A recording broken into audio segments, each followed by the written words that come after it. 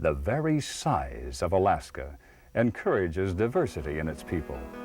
Many communities remain isolated by distance and terrain.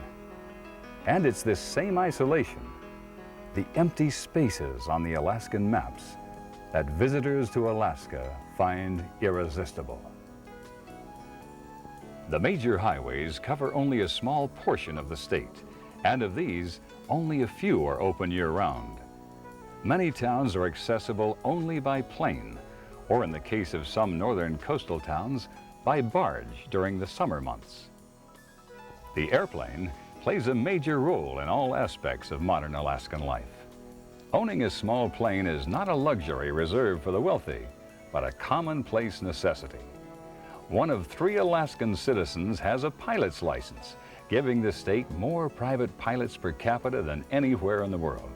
And instead of a main street, many communities have an airstrip down the center of town. It would be difficult to see very much of Alaska without spending some time in a small plane. Charter air services are readily available throughout the state. Fly-in fishing trips are popular and provide the wilderness experience of a lifetime for the adventurous angler.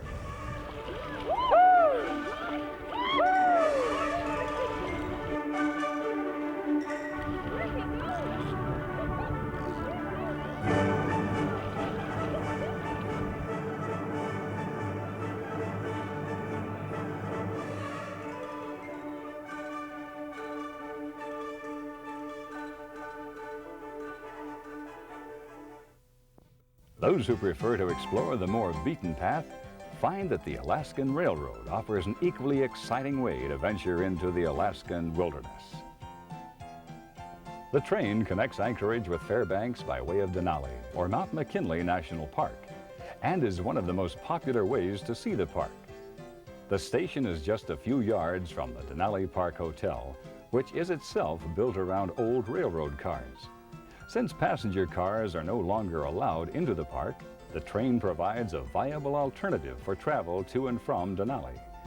From the hotel, free shuttle buses commute in and out of the park on a regular basis. South of Anchorage, the Alaskan Railroad serves the stretch along Turnagain Arm to Portage and the fishing village of Seward. But trains and planes are not the only form of transportation used by Alaskans.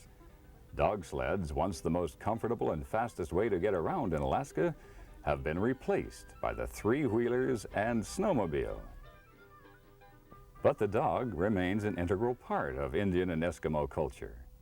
In nearly every native village, there are racks of salmon drying in the sun, the traditional form of dog food for the dog sled teams. Dog sled racing is Alaska's official state sport, with major races taking place throughout the winter and spring seasons. The world's longest dog sled race, the Iditarod, follows the same grueling 1,000-mile trail that once provided the only overland access across the interior to Nome. Today, this great land can be traversed by glass-domed railroad cars, luxury cruise ships, and the ever-popular ferries plying the marine highway.